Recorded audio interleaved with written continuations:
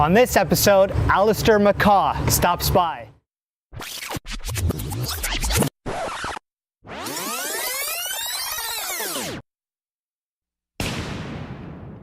Hey everybody, I'm Tarek Merchant and this is the IMRecruitable show. Welcome Allistair McCaw. Thank you. Thank you for joining me today. Thanks for having me. Thank you.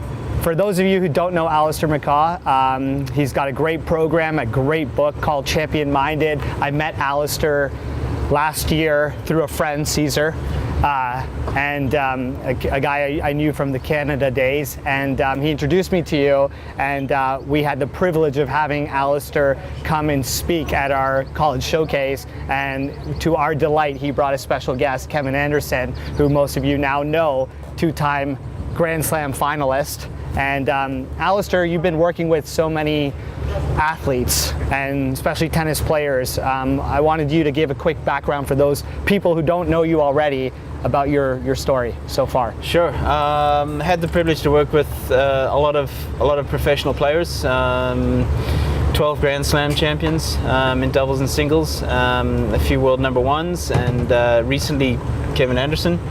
And I also consult to a few colleges, a few college programs. I'm a big advocate of the college program, especially with the route and the development of the game as well. I really do feel it's a great program. So I'm, especially in the last year or two, been more involved in college tennis. And of course, guys like Kevin and guys like John are great advocates for college. But yeah, that's a little bit. I also consult. I work on the team leadership side, team dynamics, and that's what the Champion Minded book is about as well. Is learning how to get the most from yourself, self-development, if you like. So yeah, that's a little bit of what I've been doing. Okay, awesome. I know you travel a ton. You've been all over the world. You work with Special Olympians to college tennis players and other athletes. You know, how's that experience been so far? I mean, are all athletes very similar or different? Absolutely not. I mean, it's you know, I always say you don't coach a sport, you coach a person.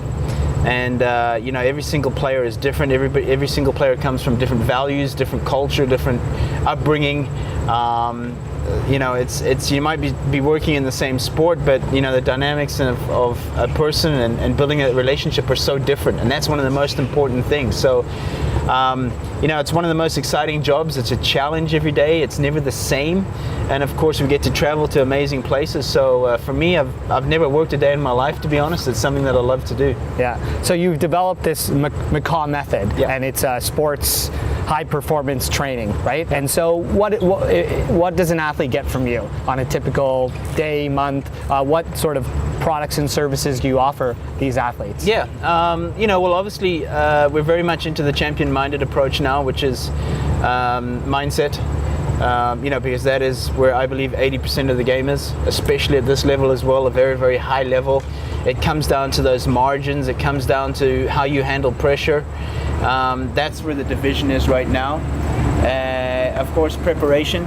You know, it doesn't take a lot of skill to be well prepared, and that's somewhere where I find especially junior athletes can get better in. Yep. And we look at a great example as Kevin. He's not the most talented guy, and I say that respectfully, and yep, he even knows that. We mention it in the book. But the extra work he's put in, the extra effort he's put in, and that's why he is where he is. And then of course motivation is very important, to stay motivated in the long term, because it's a long journey. You know, even to get to college, and if you're fortunate enough to go further, it's a very long journey. How do you stay motivated every day? So that is the areas I go into. I work with a lot of college coaches, yep, with their team culture, and I also consult with athletes themselves and also parents, to help parents through that journey as well. Okay, so you know, let's say for example you get a junior tennis player, you know, 9th, 10th grader, even junior, senior. How can you help them get better? Well, first of all, I need to see what they need in their game. You know, as we just mentioned, they come in all shapes and sizes. You know, a lot of the time, it's more the parent that actually needs the help than the actual kid. Because, okay. Yeah, because yeah, that child has been brought up with those certain beliefs, or those certain behaviors through the parent. And you know, that's not always a bad thing. You know, there's some parents out there that are doing a great job, and it's not easy to be a parent. But as a kid, you learn what your parents teach you. Yeah. And that's where I come in and I work with the family, so to say, with the parents, of the right things to say and the things not to say. It's not to reprimand or lay down rules. It's to help and guide. Yeah. Because there is no parent's manual to that. So that's where I really come in and help. And a lot of the times, changing the dynamics and how the parents approach to the kids change. So. And how much do you think sports is a mental game versus all the other aspects? I'm a big 80-20 guy. I mean, we can throw figures around, we can say 5% this, that, but I'm a very big 80-20 guy when it comes to a lot of principles. I always believe you should focus 80% of your time on your strengths, because your strengths are your weapons. Sometimes a lot of people in practice spend too much time working on their weaknesses and they leave their strengths. So I believe the game is 80-20. 80% mental, especially at this level, at a very high junior level, college level, and professional. It's more and more mental. Because they all have the skills, right? I mean, like you take any of the pros or any high-level junior or college player. Yeah. I mean, it's hard to sometimes differentiate because everyone's going to have their weaknesses and their strengths, but like they can all crack the ball pretty good. Or if you get in other sports, they can all do those skills. Absolutely. Right? Put it this way. Yeah. You can get a really skilled, high-level 14 or 13-year-old and they're winning and they're negative. They'll get away with that maybe now because they're more skilled and they've hit more balls, or they're more physically developed. But later on, and we see that division in the road at 16, 17, of how important the mental is. That kids that were maybe not as good at 13, 14, but were better on the mindset side, maybe develop later, go further. Right. And so you work with college teams as well. And so, that becomes a little bit different than junior tennis because junior tennis is individual. And then all of a sudden you got the team dynamic. How much do you preach on the culture of the team when you go work with them? How much is that a factor? Yeah. That's a great question because my next book coming out is about that exact thing. So great question, as always. It's about team culture, how you can integrate yourself into a team, especially when you've been in an individual sport. And being involved in individual sports like squash, golf, tennis, there's when you go to college, all of a sudden you're in a team, but you've been brought up to play for yourself. And now all of a sudden you have to support maybe someone that was a fierce competitor to you or a fierce opponent to you. So it is a mindset shift. All of a sudden, we were rivals, and now we're teammates. And that's what this next book is all about: is how do we work with those dynamics, and how do we work in a team environment. Allistair, I read your book, Champion Minded. I've heard you speak. Every college coach and even players talk about how much you've helped them. So obviously you've been doing a great job. How did you acquire these skills? Like, where did you sort of realize that you have a talent for what you do? You're able to motivate and to educate people. Yeah, thank you. I appreciate that. Well, talent is one word I try not to use because I believe it's all about skill development. It's all about being deeply interested and passionate about what you do. I've logged a lot of air miles of just gathering in experiences. I never went to college.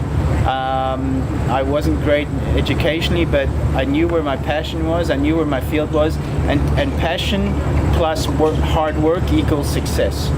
And success is different for everybody. Right. But for me, I believe I'm living in success in terms of I'm getting to do what I love. Success for me is not financially, it's not material-wise, it's really getting to do what you love. And that's something I encourage people out there, is that, when you love something and you work hard, you're going to do well at it. Yeah, and I think that's very true. I mean, I tried different jobs as well, like after I graduated from college and even doing internships. Also, you learn a lot, experience what you're good at, what you're not good at. But I ended up doing what I love too, and you're right, it's not always about the money. And I can see that. Because we're passionate, right? That like we're both through. very passionate about it. We want to help people, and I think that's what ends up making you great at what you do, because if you really do love it, the best of you will come out, right? Yeah, it's just like athletes and players. You can see who loves the game because they're excited to go to practice. They're excited to go to the next tournament, whatever it may be. I've always said to because I know a lot of parents watch this as well and follow you with IMRecruitable, is that I get asked the question, how do I know I'm doing a great job as a parent? And I always say, if your kid loves the sport more than they did a year ago, then you're doing a great job, because you're fostering that environment of a love for the game. And when you love the game, you want to practice more, you want to do more. So that's the angle I come in, is that if you foster that love for it, not too much pressure, support, creating the right environment, and that kid loves what they do, then great things can happen. I've had so many discussions with players, parents, college coaches, other industry experts about how much, as you mentioned, the talent or this sort of natural ability plays in versus the hard work. Watched a documentary on the Nick Bollettieri had out on Showtime recently, and like Jim Courier's on there, just talked about how Agassi had so much more talent than Jim Courier, but Jim, in his early days especially, worked so much harder. Yeah. And so he never maybe could achieve the same 8 Grand Slams versus 4. But do you really truly believe that there's obviously an element of talent, right? An element of coordination. Yeah, for sure. But, you can't deny that. But the hard work is definitely the key component, the commitment.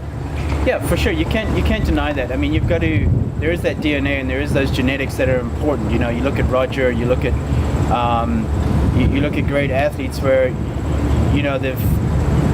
they've had good genetics in a way, but you still need to foster that right environment, have the right coaches in place, and also want to work hard as well. So I know a lot of athletes. I mean, I've been doing this for 26 years, where had everything, the right skills, the right if you want to call it talent, whatever, but just didn't have that love or that desire to work hard. And that's I always encourage, especially junior athletes out there who are not at the top of their game, who are not the best in their group, whatever it is. Keep working hard, develop the right habits, develop the right mindset. Parents support them, foster their environment, keep fun as the main aspect, and you can develop it 19, 20, 21. Yeah. The college route is probably one of the best systems, because you're just getting into your physical development, you're making use of all your skills before then, and that can be your launch pad to great things. Yeah, no, especially in men's tennis, where the actual development time is, there's more time to develop. The players are playing later into their careers, 30s, they're peaking. There is time, and college can become a great route for them, right? Yeah, absolutely. Yeah. As you know, most of our listeners are parents, student athletes. They want to get recruited. There's a process to the recruiting, from communication and marketing and hard work and all that. What's some advice you could give? What's some motivation you can give these young student athletes that are going through this process? Yeah. If I was recruiting, and a lot of coaches ask me, what I think about this kid or that kid, because I'm around a lot of environments and around a lot of tournaments, and I'm seen as a guy that's in between, is be a good person, because when a coach comes to scout you, they already know you can play, especially if they're coming to a tournament like this or a high-level tournament, wherever it may be. They know there's the skills, because that's the entry ticket. The skills are the entry ticket. Be a good person. What do I mean by that? Be mannered, be respectful. Your etiquette on court, the way you're around the hotel, your preparation, all these things. That's what coaches are looking for. They just don't want to hire or recruit, should I say, good players. They want good people, because I'm going to throw the 80-20 at you again, is that 80% of the time is spent off the court. So again, how do you work together as a team? How are you as a person? Because that's where most of the time is going to be spent. Develop those skills. Can't agree with you anymore. To all our listeners out there, it's been really great getting to know you over this year, or watching some of the stuff that you do. I think you guys should definitely pick up Champion Minded. I'm saying that because I read it myself, and not because we're friends, but truly it's a great book, because we are we are friends, and I don't want people to think it's just a promotion, because it's not. I read that book, and there was a lot of things that I've learned, because my dad taught me some of those skills growing up. You talked about the different environments, but it reassures you. It puts it into a great combination of sort of things that you're doing at the time, especially for junior players. They can really get value. Their parents can get value. So I really recommend people go out there and get it. I'm looking forward to your new book. Thank you. It's great to see you again. Thanks so much for your time. Thank you for having me. I appreciate it. Anytime. Thanks.